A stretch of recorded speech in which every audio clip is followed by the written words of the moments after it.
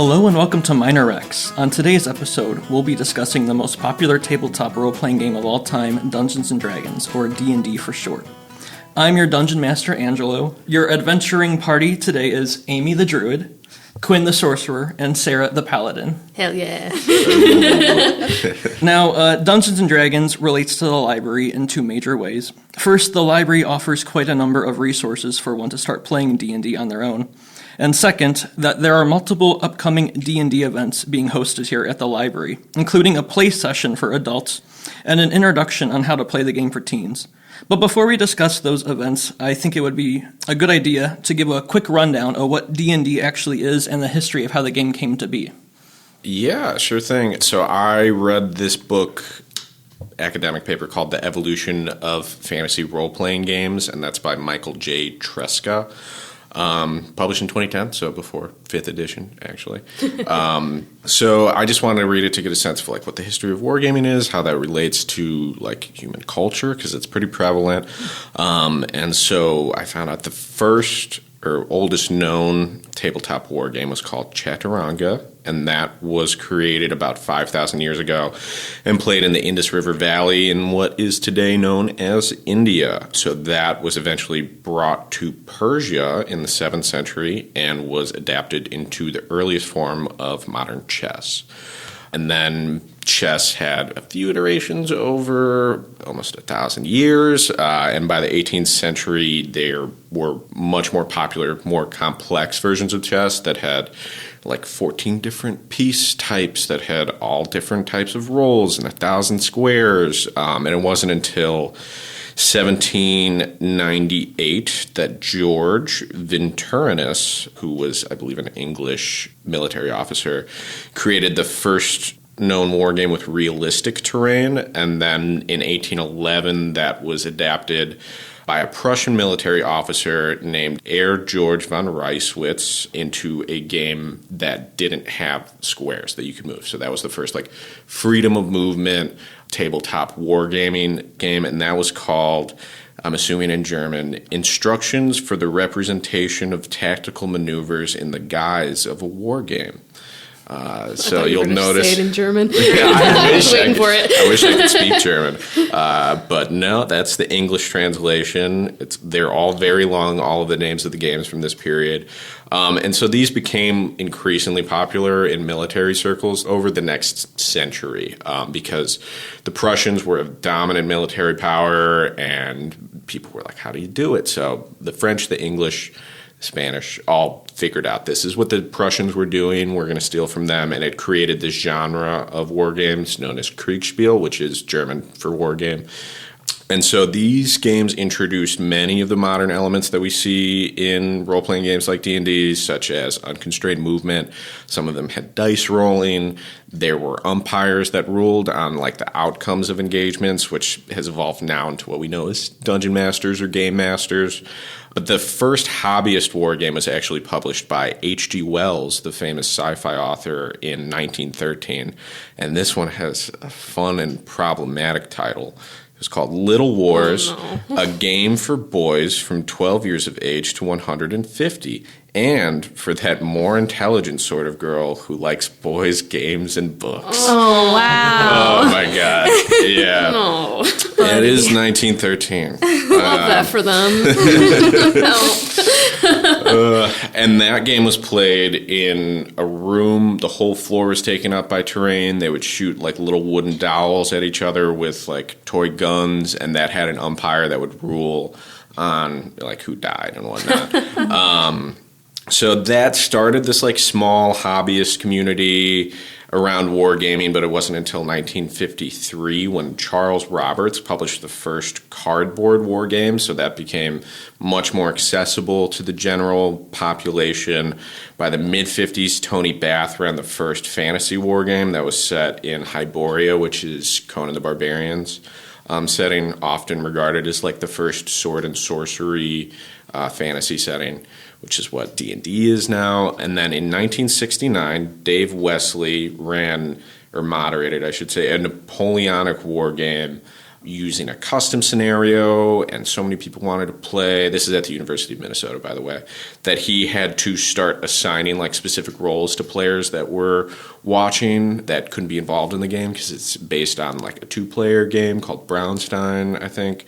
So he started giving people roles, and then people, like, their interactions started getting out of hand, and he had to make up rules on the fly.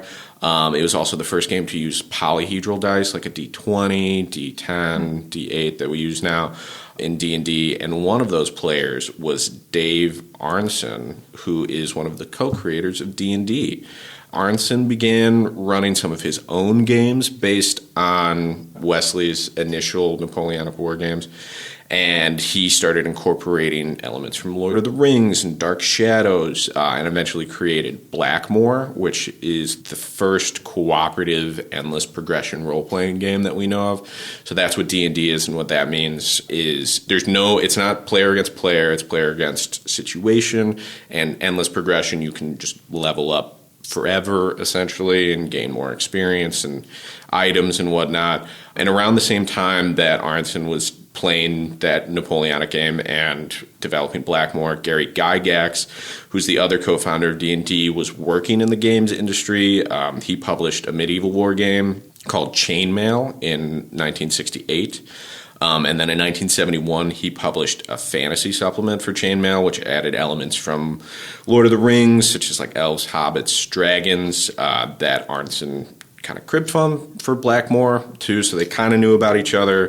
In 1971, Gygax met Arneson at Gen Con in Lake Geneva. It was the first Gen Con, I believe. It's an early one. Oh, wow. So Gygax played a demonstration of Blackmore that Arneson had brought. And then after this meeting, they started talking about collaborating. They eventually started a publishing company called TSR that Angelo will get into more in a little bit, and then published the first edition of Dungeons & Dragons in 1974. So, yeah, that's sort of a brief history of wargaming. Hardcore. Yeah. I was very surprised to see just like the humans as a people have been doing wargaming for thousands of years. Go is the longest continuously played game, and that's 4,000 years old. So it's been part of our culture for. Well, I tend to forget that like so much of our games are representative of war. Yeah, Like you don't think about Go or chess being war, because they're little pieces and stuff, but obviously games like Risk or Stratego are much more obvious. Yeah. And Quinn, real quick, I just want to know, what was the name of the book again? The book was called The Evolution of Fantasy Role-Playing by Michael J. Tresca. Okay. Published in 2010. I want to read that. Well, It's interesting. It is an academic paper to an extent, and a lot of what I was reading were just like the first few chapters. They go on to talk a lot more about like internet gaming and whatnot, and how it's influenced like modern video game RPGs, which I didn't get too far into because it's not super relevant to what we're talking about today. But yeah, it was interesting. I wanted to say, as a follow-up to that book, I think my recommendation would be a good one. It's Slaying the Dragon, A Secret History of Dungeons & Dragons. It came out 2022, and it's by Ben Riggs. And it's specifically about the history of TSR from its foundation by Gary Gygax. And what does TSR mean? I think it's Tactical Studies Rules. Oh. See, I thought I knew it. I don't. I was trying to be helpful. I'm like, what's TSR? And I'm like, I don't know what it is. TSR's not around anymore, so. Well, they tried to come back pretty recently, and it failed spectacularly. That's a whole other podcast, yeah. TSR was acquired by Wizard of the Coast. Yeah. I basically went into Slaying the Dragon with like no pre-knowledge of like anything outside of Gary Gygax. I know him as the creator of D&D. Yeah. And even that is kind of like, well, is he? Yeah, he did steal a lot of stuff. My favorite part of the book was reading about the various people involved in the evolution of D&D. And definitely my favorite person I read about was this Canadian librarian named Ed Greenwood. Basically, in like 75 to 80, around that time, TSR, they were looking for new settings to put D&D in. And before that, they had like Greyhawk, but they wanted a completely new setting to build their like third edition basically on. They Notice one employee in particular, Jeff Grubb. Notice all this stuff coming from like a single person who was submitting like his own custom elements of his campaign to like a D&D official magazine, being like, look at this monster I made and look at this like town I designed. And Jeff Grubb was like, oh, this is all from like one person. I wonder if he has like an entire world already made. So he called up this guy, and Greenwood was like, oh, yes, do you want to like see my world I've been working on? And this guy has been working on this setting since 1967, almost 20 years before this even took place. It even predates D&D. Because D&D was founded in 1970. The first edition of D&D didn't come out until 74. Oh, wow, okay. Yeah, they started writing it around 72. Well, when did those computer games where they were basically just like code? Those were the 80s. Yeah. Those were the 80s, so they were like right behind that, but they weren't like the start of it. Well, okay. Let me get to the plot. Oh, sorry. But it was... Getting distracted. Grubb basically asked Greenwood, like, do you have a name for this setting you designed? He goes, oh, Forgotten Realms. There we go. And Grubb was like, oh, do you want us to buy it off of you? And Greenwood was like, oh, I thought you already had the rights to this because like, I've been submitting it like in a magazine and you've been publishing it in the magazines. And Grubb was like, I'm going to pretend like I didn't hear that. Just like fly to Lake Geneva where the headquarters is, and we'll talk to the executives and convince them to buy the rights of Forgotten Realms off of you. I just found it crazy that Forgotten Realms like was not a thing in D&D initially, and it was like someone's personal setting. It was like his fanfic about fantasy stuff, which I love. His little guys and characters. Yeah. I looked up Greenwood nowadays, and he's still alive, and in his retirement, he's been running a YouTube channel, which I thought was pretty funny. Oh, cool. And it doesn't get a lot of views. But he did comment, I think his most popular video is him saying like his thoughts on the Honor Among Thieves movie, because it does take place in his setting. Mm-hmm. And my favorite part about it is that Greenwood looks exactly like a wizard. That's great, yeah. We delved deep into the history, but let's talk about the game itself, and let's explain, basically, like, give an overall synopsis of the game. Yeah. Okay. So where do you want to begin? Probably with the Dungeon Master, I'd say. Yeah. So in D&D, there's a person called the Dungeon Master. They're the one who runs the game. I like to say they're the rules lawyer, but they're not, especially when I run D&D. I'm pretty loosey-goosey, but they're the one who's catering the experience to the players to have fun. That's kind of like the primary goal. Then you have the players. Usually when I try to run D&D, I try to cap it to like 6 or 8, but I've definitely played with groups that are larger than that. It's not as fun after that point. It's not. It's chaos, pure chaos. Even 6 to 8 can be pretty long. It can be a lot, yeah. And each of these people play a different race and class, and a lot of these take from traditional fantasy settings. So like we mentioned, you have your elves. Instead of hobbits, you have halflings. You can have anything from orcs to centaurs. You can be a hobgoblin. Really, especially with the newer material, you can be anything.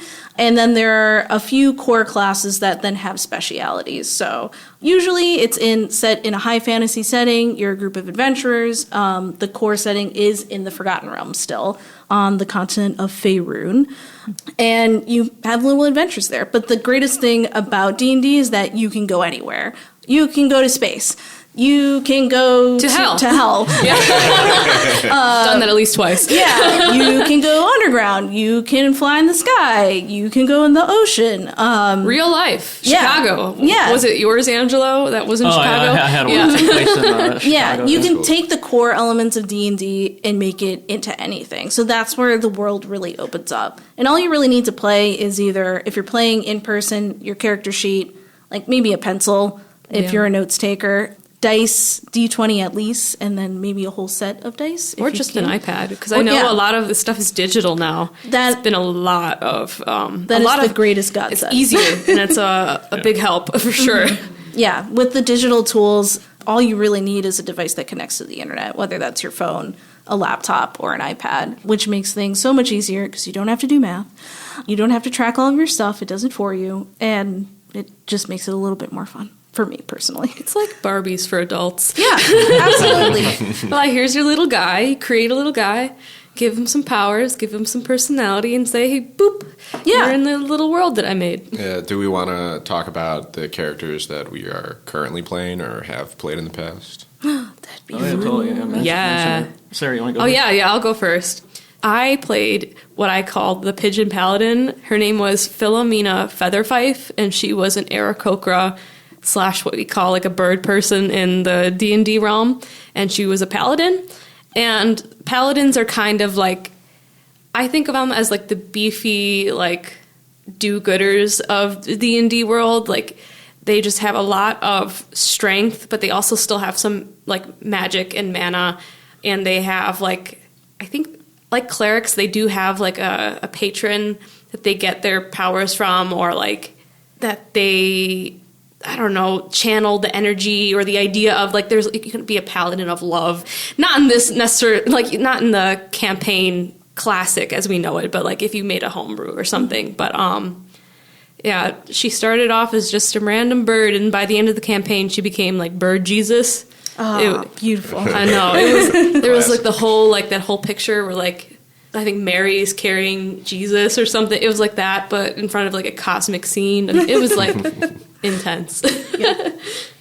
Yeah, I'm running 2 campaigns right now. I'll talk about my Turtle Warlock. Turtle. Yeah, so Turtle is like a turtle man race. They can breathe underwater, kind of, or they can hold their breath for a while. They can, like, pull into their shell. They're kind of a funny class. I named him Anad the Carver, which is supposed to be a nod to Dana Carvey, because Anad is Dana backwards, and Dana Carvey was in the movie Master of Disguise, where he played a turtle man. Oh my gosh. Am I turtly enough for the turtle? Yeah, exactly, yeah. I was going to have it as, like, a big reveal, but I ended up telling my roommate, and he spoiled it for me. Oh. That's the worst. Yeah. So he is a Archfey Warlock, so that is, like, kind of inverse Paladin, I guess you could say, where a Paladin gets their power from a god, a Warlock gets their power from some sort of, like, demon or devil or fiend or something. So mine is an Like Archfey. Cthulhu or something. Yeah, like Cthulhu, an eldritch being. So an Archfey is like a high member of a Fey court, which is the Fey is like a setting within D&D where a bunch of, like, weird magical stuff goes on, and so it's like a big fairy essentially. Damn, my bird person was just from, like, a bird place. Didn't have any of this extra stuff. Just the bird person. And then I've got a Pact of the Chain subclass, so I've got a familiar that listens to me, and his name is Gilbert Goldfree, because he talks like... So it's a parrot? It's a parrot, because my background is being a pirate. As a bird person, I take offense to that. He hates me. It's so funny. I don't know why my cousin who DMs that decided to make my familiar hate me. But he just plays it, like, very reluctant. So, yeah, I spec'd him out to be really good at disguising and deception and stuff. Yeah, I like playing him. Mm-hmm. I'm in 2 campaigns right now, but since you introduced me as the druid, I'll talk about my druid. I'm playing in a Ravenloft campaign right now. Ravenloft is a setting in D&D that's kind of the grim, dark horror setting. Ooh. It's ruled by this Baron von Strahd, who's like an ancient vampire. So it's very creepy. Like, blah, blah, blah. Yeah, high horror elements. Everything is terrible. And a lot of people who play it, you're like brought in from Faerun to this misty town. So Talise is a drow. He loves that there's no sunlight because he can actually see. Drow are a race of elves in the D&D universe that live underground. So they hate sunlight. So he's loving that there's no sun. He's kind of haughty and not a very nice person, but his druid subclass is the Circle of Stars, so he has his Sailor Moon transformation moment and then beats you up with star powers. Yeah. He's your sassy baby boy. Yeah, he's very sassy, he loves fashion, and he hates everyone. Ken. Yeah. Oh my god. My last campaign, I played a human warrior. So... What was their name? Wow, Angelo. Tell me more, Angelo. He was white and male. Interesting. Tell me more. The two most interesting things about him, I guess, is that he carried a lute around and played it at inconvenient times, and he also spoke Beholder, which my DM didn't know. So one time the DM had a Beholder as an enemy, and then I started saying stuff, and I was like, oh, I actually speak that. Yeah, I love when you pick a random language that the DM forgets about. Yeah. What's the real life equivalent of that? Like, oh, I speak shark. Like, Yeah. Despite the fact that I played the most boring choice ever, character creation was definitely my favorite aspect of D&D, and I loved seeing everyone else's character and helping them through the process. I do remember when I played, and this was years ago, 4.5 I think is when it was. I used an online service to create my character, and I can't remember what it was called.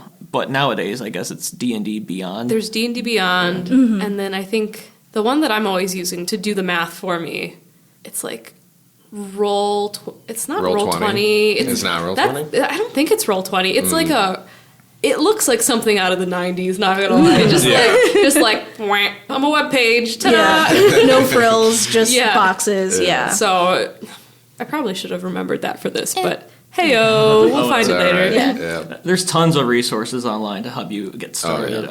Not just character creation, but campaign creation. And then Wizards of the Coast has their own material. They have the Dungeon Master's Guidebook and the Character Creation Guidebook.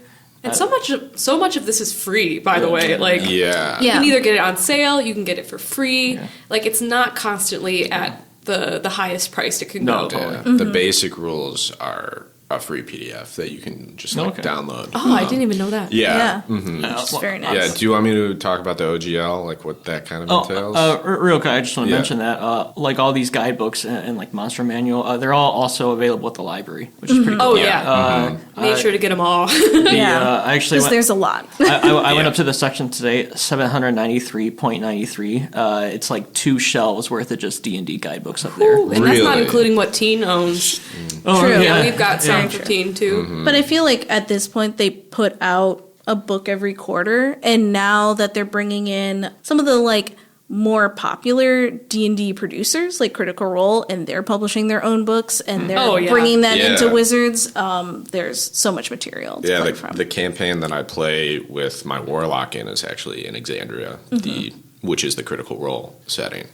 So that's all homebrew. It's kind of with Forgotten Realms instead of... It's just Matt Mercer being a little nerd, making up his own civil wars and continents and things like that. I mean, at this point, I don't think I've ever used a pre-written campaign before. I just kind of putz around and make up my own stuff, and then that's the part I enjoy about it. I enjoy it, and I could just use the stats of a pre-made monster, but stick a whole new character on top of it.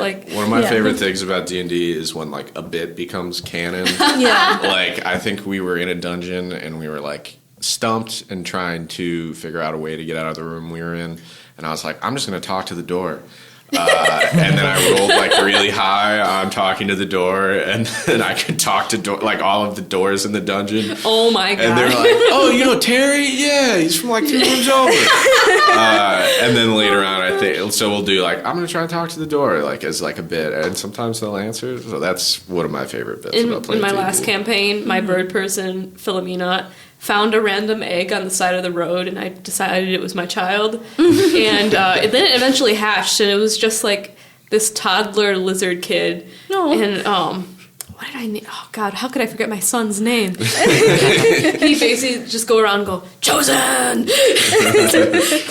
like mother! Chosen! It's ridiculous. That's the best part of D&D. The little spoofy memes. Yeah, and I feel it can be intimidating for some people to start because it does seem so improv heavy. And then you have properties like Critical Role or The Adventure Zone or Dimension 20 where it is people with a comedy background and they're very real funny actors and very good. Yeah. But if you're playing with a group, especially with people that you feel comfortable with, that comes so naturally. And you can build these really beautiful stories together. Yeah. Or just really silly ones. Emotional stories, too. I've cried. Yeah, I've cried. 100%. How did everyone first start playing D&D? not the most interesting story. My friends and I were at someone's house, and we were looking through their board game collection, and we saw that they had a starter kit for, I think, 3.5. And this kit was really cool. It had like a pre-made board and 3 scenarios that got progressively harder, and pre-made characters. While there was like no customization in it, it was a great like introduction to how to play, which is personally how I would recommend someone go and play with pre-builts for like a level 1 to level 3 or 5 campaign. And actually, we do have something like that here. It's called the Essentials Kit, and it has all that. It has all the enemies you'll fight in that campaign. With a dungeon master's script, like what he'll read to you and like what he'll decide on. I think the Essentials Kit, the campaign in it is probably like 8 hours long. Yeah. And available for $9.99. Get it now. It's like an extended infomercial. God, what were we saying? What we were saying, how did you start? Oh, how did we start? Yeah. So I had a friend who was really into D&D when we were in college. And she did campaigns back home, but we have never played D&D as a group because we were in music school and stuff like that. So she eventually had us make characters, and I was like a druid human, pothead eventually. It was weird. And we just kind of like did a really basic, I think it was supposed to be a campaign. It never got that far, which was fine because it was the start of D&D in general, but... And that's most D&D Yeah, games. It's hard to get to the end. I've only had one campaign absolutely completed from start to finish. Everything else falls apart. Yeah.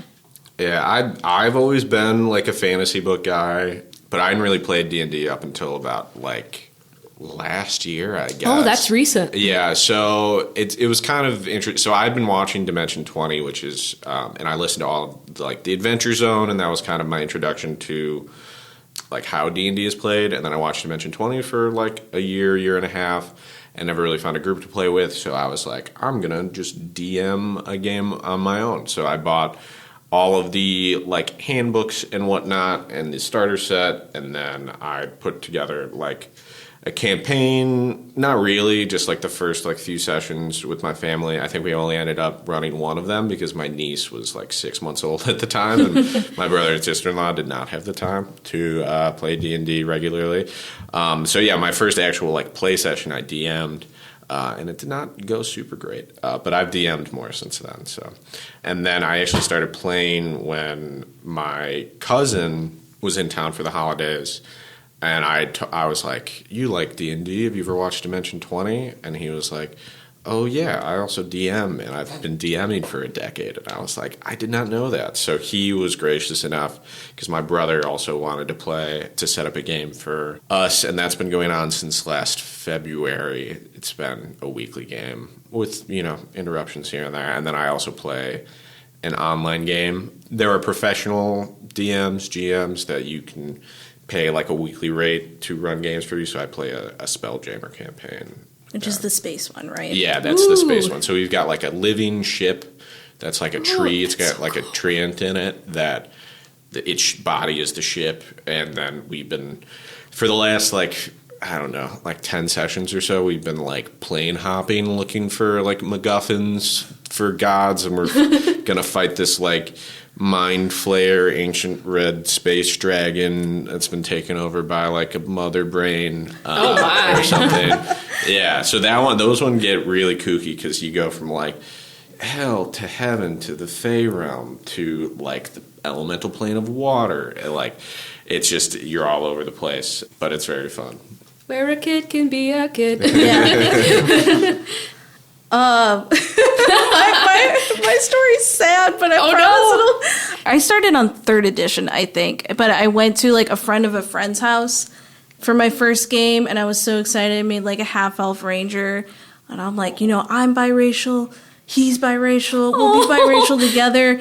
And then the person running the game didn't want a girl to play, and he killed my character immediately. And I'm like, well, fine. I'm going to go play Vampire the Masquerade for the next 5 years. So I was just a little edgelord vampire for a while. But I eventually got back to D&D, starting with like 3.5, and then I played a little bit of 4th, and now we're in 5th edition, and now I run games. So trauma has been healed. It's fine. God bless. But, Do we all DM, or is it just a few of us? I've DM'd. You've DM'd? Yeah. Okay. Yeah, So I think we all have. Yeah, that's awesome. It's a lot of fun. It is a lot of fun. I honestly, given like I have enough time to prep, enjoy DMing more than playing a lot of times. Me too. Yeah, just because I like world building and I like kind of going off of like improving with people and stuff, and that you get to do that a lot more as the DM. And I like reveals. I get to be a lot of different characters. Yeah. good voices. And other people don't get to talk over me because I can do whatever the hell I want because I'm the DM. Yeah. It's a creative, and especially like I love world building and writing, but I'm not a writer per se, and this is a nice way to like write on rails almost. I'm running a game right now in the Candlekeep setting, which is the like canonical big library of D&D. Of course I did that. And using those scenarios and then just building off of it is just a really fun way to exercise my creative muscles and try out some new things and do silly voices. The best part. Torture people with mysteries they'll never solve. The mystery of faith. Now, I feel like we should probably hop into the events that we're going to be hosting here. The first one we should probably talk about is the upcoming one, Leap Day D&D, February 29th, which is for adults. And if you two wanted to take over and explain kind of that, because Amy and Quinn, it is your event. Quinn, it was your idea first. Yeah. Here, you came up with the building scenario. I was looking at the calendar for times because I came to you because you have experience running events at the library, and this is going to be my first event at the library, so that's super exciting. And I was looking at the calendar and saw Leap Day was on a Thursday. We both had work on that Thursday, and I was like, that sounds like a good time to do it. And yeah, so it's Leap Day themed. It is kind of a niche reference for the theming, but I think it'll be funny no matter who you are. Sure. And we're running two separate events. So I'll talk a little bit about mine, and then Amy, if you want to talk about. So my event is for more experienced players. It's going to be level 8 to 9. I haven't really honed in, but I'm building level 9 characters. So expect to play that, because you unlock some cool stuff at level 9. And it is going to be set in the Forgotten Realms and the Underdark, which is like the underground society. It's using in this village of Quotoans, which are a really fun D&D race, because their like race trait that I've always wanted to play around with is if enough of them believe in a god, then it comes into existence. So we're going to be going to a Quotoan village on the day they are celebrating Leap Day, which means a different thing because it's fantasy and they don't have human ears. Yeah, I think I actually looked up the Forgotten Realms calendar to figure out what Leap Day is in it, and I put it in my notes, but I'm like, no one's going to know what this is except for me and you probably, so I'll scratch it out. I'm running the beginner-friendly game, so everyone's level 1, everyone's starting out, and I set my game in Baldur's Gate, which is one of the big cities in the D&D universe, and It's real? It's a real city, yeah. So the video game is like... Yeah. Yeah. What? Yeah. Wow, that took me a while. I didn't realize that. Yeah. I thought they just made it up for the game. Oh, no. I mean, this is we'll talk about the video game later. I'm Sorry. ready. Continue. The party is a group of Harper agents, which are a secret society in the D&D universe that do good. If you watch the D&D movie, there's Harper agents in that. And they're infiltrating a party to learn about like why all these children have gone missing in Baldur's Gate and its connection to this weird Leap Day party that they're having. So it'll be a nice like intro if you've never played D&D before, or if it's been a while, to try out the mechanics, learn 5th edition, have some like roleplay elements, solve a little mystery, do a little fighting. I love mysteries. Yeah, I think it'll be fun. Cool. And what's like the player count? What's the limit for how many patrons can sign up? 12. I think, 6 per event. So get in there fast. Yeah. Did you want to talk about the next event? Which, Yeah. Is that into the planning phase? Yeah, I mean, we pretty much have it planned. I'm putting together the actual, like, I guess you would say, like, syllabus for it. I don't know. I get lesson plan maybe, but it's Intro to D&D for Teens. What that is going to be is We're gonna walk through what D&D is, how to play, and we're gonna do that through creating a character on D&D Beyond. So if you come in and you're a teen, you'll get to create your own character. We're trying to get some dice for you, and maybe we'll raffle off an essentials kit or a starter set. And then we're gonna, kind of walk through what a game looks like. We're gonna try out a combat, see what that's like. And then, from there we can do the next thing, which is I want to do a teen one-shot. Or maybe have a campaign going. Who knows? It kind of depends on interest. But what's really nice is I just got approval for a library DM account with source books. So we'll be able to share that with the patrons. And that's on D&D Beyond. So if you're listening and you want to come to either of the sessions, it would help if you don't already to make a D&D Beyond account. It's really quick. You just need your email. And that'll just kind of streamline the process. Cool. Yeah, and this is Sarah, your teen librarian. To all of you teens who didn't come to my programs, you better come to their program. I will hunt you down. I was gonna add. I was gonna say, would it be all right for me to suggest that if it's popular, you'd have more D&D programs? 100%. Yeah. Totally. My goal, I would like to do one a quarter if possible. Okay. And then if it is popular enough, once a month would be awesome. That would be great. Yeah. It's just all staff. Yeah. It's all staff and adults, family. let us know. Yeah. So we can run more games. Please come. We want to play these games. Yeah, and it's free. You don't And have to it's pay a free. DM. Free. Yeah, we'll be Y'all adding love some free. local flavor. Absolutely a great way to introduce yourself to the game. And I was thinking, in recent time, I noticed that D&D has been in, the media a lot, and there's been people that I've talked to who I would not associate with D&D at all, but because of their just, having run into, the movie, for example, or playing Baldur's Gate, they've had more interest in actually trying the game out. So I actually think one of the best introductions to the game is to try one of the spin-off materials, play a video game set in the D&D universe, or watch the movie. And I just want to know if either of you have played the game or watched the movie, and what your thoughts on it were. Yes to all. Okay. I have no on my life. Yeah, I played the game and seen the movie. I think Amy has played much more of the game than I have. I've only got about 20 hours in it. Oh, yeah. Unfortunately, I've played way too much of the game. And It's incredible. It's so good. the game Like is really Skyrim. good.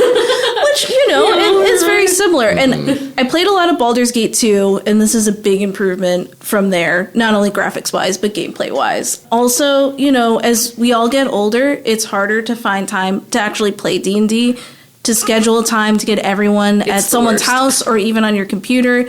It's hard.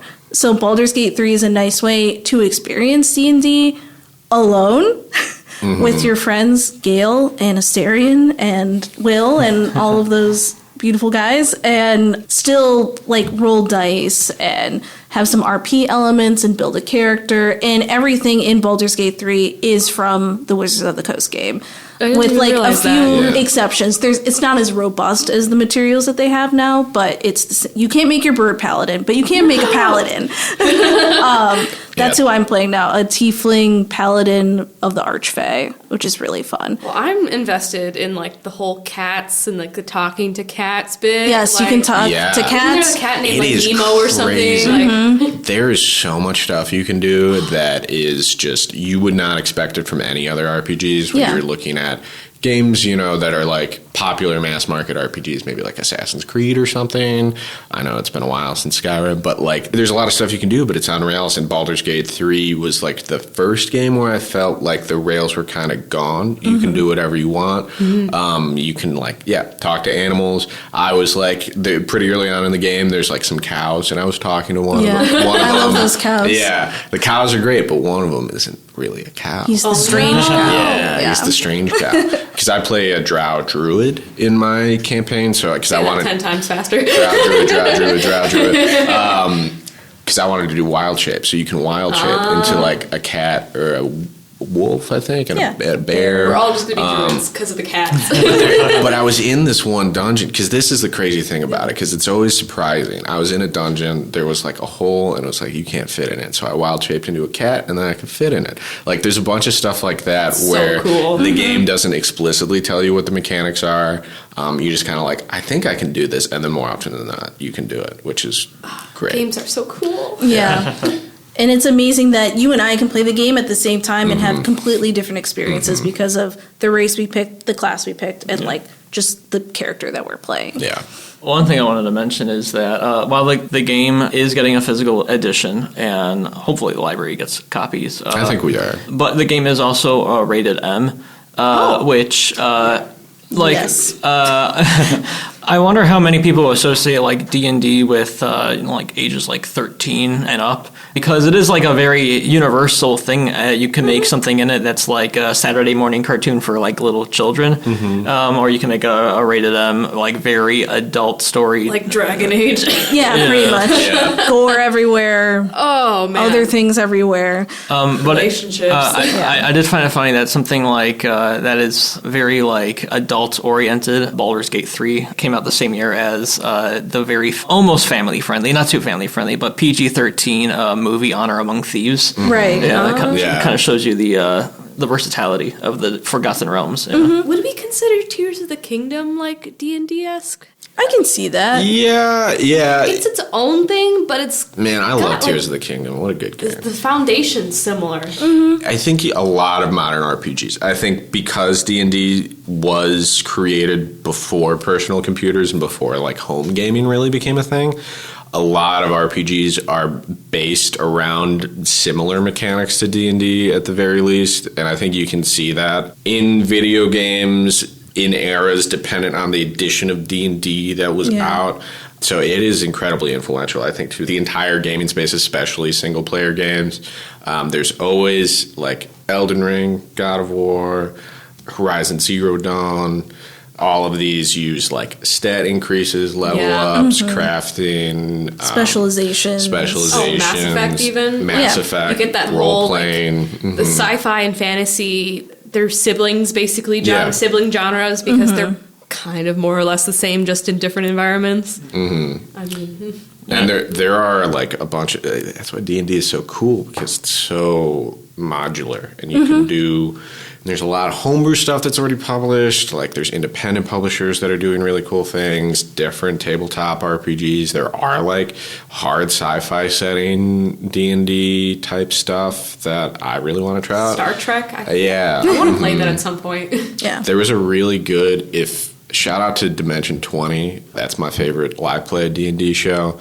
It's college humor. They like all comedians, all improv people, very funny. But they did one called A Starstruck Odyssey that uses that's one of my favorite seasons. And it was based off of the GM's like mother's work. Yeah. Which I thought Like was her comic so universe. special. No kidding. Yeah. Oh, that's cool. Yeah, very funny. I love them because they always have kind of like a weird setting. Right now they're doing Fantasy High, which is like a I love John that. Hughes. Yeah, they're doing the 3rd season of Fantasy High. They've done like Game of Thrones, but it's Candyland. They've done... I like the Like, Unsleeping City, which was a Unsleeping more City. like urban fantasy setting, but with D&D rules. So it's like there was a druid, but he's a rat, and so all of his like druid things are like around the New York sewer system, which is so fun. Yeah. I'm walking here. Yeah. Yeah. But there's so much you can do. And like I found, especially in the community, it's like way more inclusive now. Like you can be who you want to be. And especially for like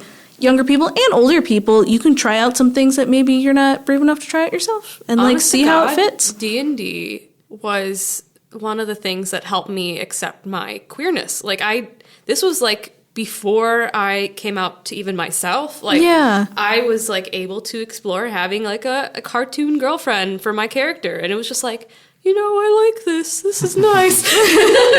Yeah. I'm okay with this.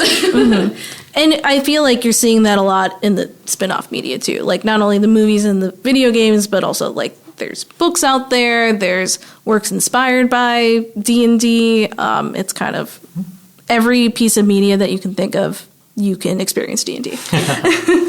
One thing I wanted to say in relation to what you just said, Sarah, was that one of my favorite parts in the book, Slaying the Dragon, is how like Gary Gygax and other employees at TSR and then Wizards of the Coast, they did mention that they loved getting letters from people who basically said what you said, like they were like suffering from depression or something like that, or like they didn't know what to do with their lives, but then they were able to act out like their essentially dream in the board game form, and they were like, oh, this is like what I want to do. Obviously not be a warrior, but be like if you want to play like a charismatic character, then be more of a performer. Exactly. I mean, I was such a traumatized neurospicy child, and like I was trying to overcome my social traumas, and like D&D 100% gave me the platform to figure out like, okay, how do I be charismatic and a good leader, and like how do I communicate better, and like how do I get over my like relationship anxiety and all that fun stuff. It really is like a playground to experience things that maybe you are too afraid or too unsure or like haven't had the chance to experience like IRL. It's really just like a Barbie sandbox. Yeah, truly. I love this for us.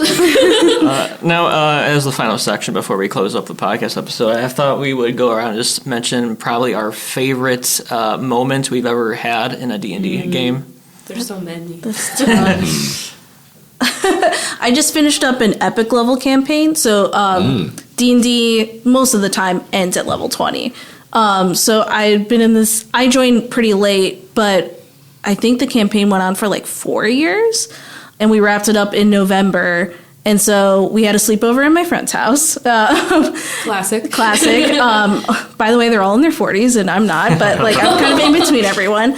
So we had a sleepover. We played for like 2 days, and we like wrapped up everyone's storyline. And I was like very emotionally invested in my character.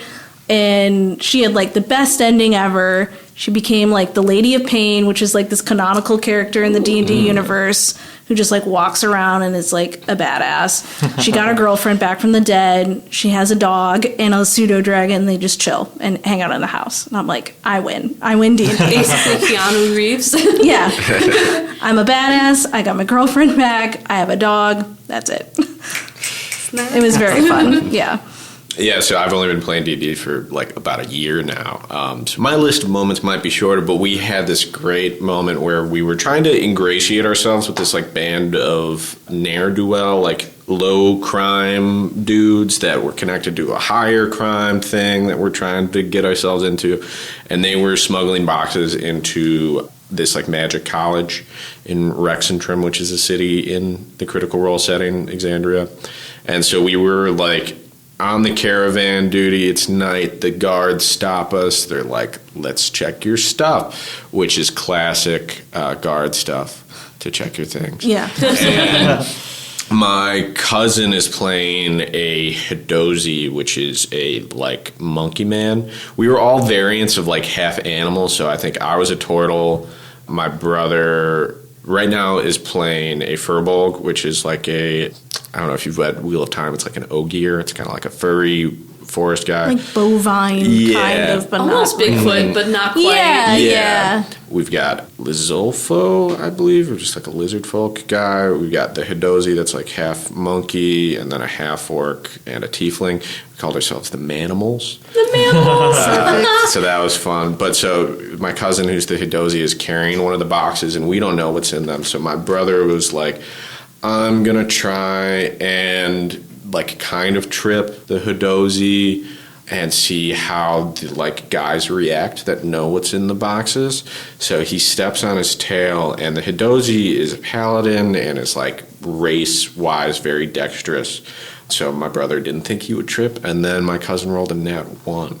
And he dropped the box, and then my other cousin who's DMing rolled a luck check to see what would happen when the box hit the floor, and he also rolled a 1. Oh, no. Out of 100, I think he rolled, like a 1 or a 2. Jeez. And if it was above 20, it would have been fine, but it was a bomb.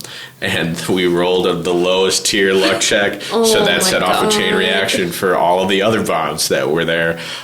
So it was like this chain reaction explosion that I think TPK'd us almost. Oh, no. Except for a rogue who had like Evasion. Yeah, they had like uncanny dodge ready or something. And TPK, for people who don't know what D&D is, means Total player kill, I think, or team. Is it total player kill? total party kill. Yeah, total party kill. That's what it is. And just so happened, and I still don't know if this was like pulling our butts out of the fire or planned.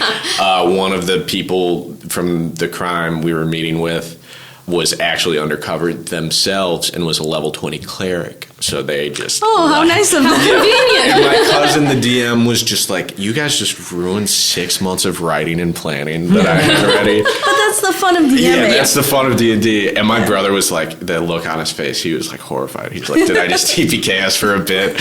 But that's D&D for you. And that was super fun.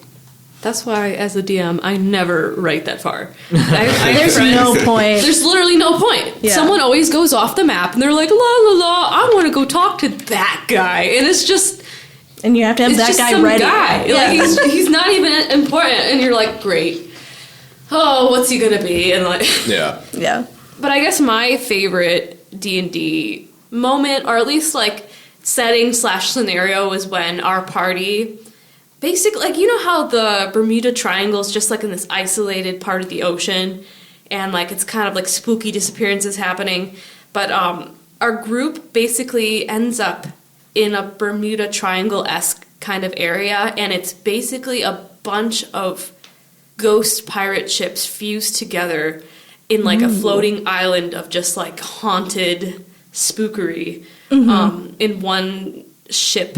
What do you call it? The lower decks of the ship? Yeah. It was like, you know how in Alien there's like these pod things like around the floor? It was kind of like that, except they were just kind of like ghouls hunched over in like an egg shape, just waiting for any moment for anyone to strike. And my one teammate like rolled like a nat 20, so they just like walked through the whole thing all the way to the ghost captain. Didn't even like trigger any of them, and then got the ghost captain on their side. And I was like, oh my god, okay, well that was, we didn't have to fight anybody. Wasn't a big deal. And at one point, after we've like hopped ships, we got to like this part that's kind of like garbagey, and this creature that's made up of like faces and limbs and like intestines just like rises up out of the trash water, and it's like, hello, I need to add you to my collection. And I just like the actual like chills that like you got like trying to talk to this thing and then having it eventually just try and like take you and add you to itself and maybe even the ship. Like, was the ship part of its collection too, or is it just people? Like, I don't even know. Oh, so good. Like, I'm getting chills just thinking about it. I think I drew it because that's like another thing about D&D is just like the art scene really benefits from D&D because you can like commission artists to draw your characters, you can draw your own characters, you can draw like the scenes that you experience, and people make comics like the podcast Adventure Zone. It's Adventure Zone, right? I was going to say Adventure Time, but that's a different comic. That's totally different. It's like a published comic now. Oh, wow. Yeah, like we've got a whole bunch of the copies at the library too. So I think there's 4 volumes. At least out? 4. Or the 4th one's coming out this year. Something like that. Is it the first run of Adventure Zone? Like the first? Yeah, campaign it's they did? Balanced. That was the best one. Oh, so I tried good. listening to and I was like, the McElroys get a little bit like worn. If you listen to them. Yeah. Whoa, shots fired. Yeah, Travis. Yeah, the trend. Anyways, that sounds really fun. No, you're not. More or less. We survived. Okay. We didn't die, but I just think about it so often. I don't remember much about the campaign because it was a few years ago, but I remember the creepy collector. My favorite moment in D&D was when I died. And it was I had a character who had I think his ability was called like speed of thought. He was able to move before like an actual even initiative roll was taken. He was able to move wherever he wanted. It was like kind of a long hallway. There was like skeletons at the end of it. And then the DM was like, okay, roll for initiative. And then I was like, well, hold on, I get to move. So my party's like at the end of the hallway and the skeletons are at the other end of the hallway. So I move my character like really far up the hallway near the skeletons. But then the DM stops me And he goes, "Okay, you are now stuck in a hidden gelatinous blob. You didn't like check for, basically." So the whole scenario, I was dissolving in a gelatinous blob as my party was trying to save me, kill the skeletons and the blob, and they didn't succeed. So they took my character sheet and ripped it up. Oh my That god. is permanent. Permadeath. R.I.P. Yeah. I heard this thing recently about D&D skeletons. How can they like see and move and hear and stuff and Magic. the magic, but the Yeah. one theory was that they can communicate with your skeleton. They can just sense bones. Hate that. Yeah. Well, they've got those devices like that you put on the top of your head so you can hear based off of vibrations. True. Yeah. So like, why wouldn't it work? Yeah, I think they called it skelepathy. Awesome. Beautiful. Oh my god. I have to say, as the dungeon master, I think it is. It's pretty late. It's 6 o'clock in the morning. Somehow we've been playing all night. But we get to level up, right? At the end of this? Are we doing milestone or experience? Yeah. We're at a rest point. We got to save our progress. All right.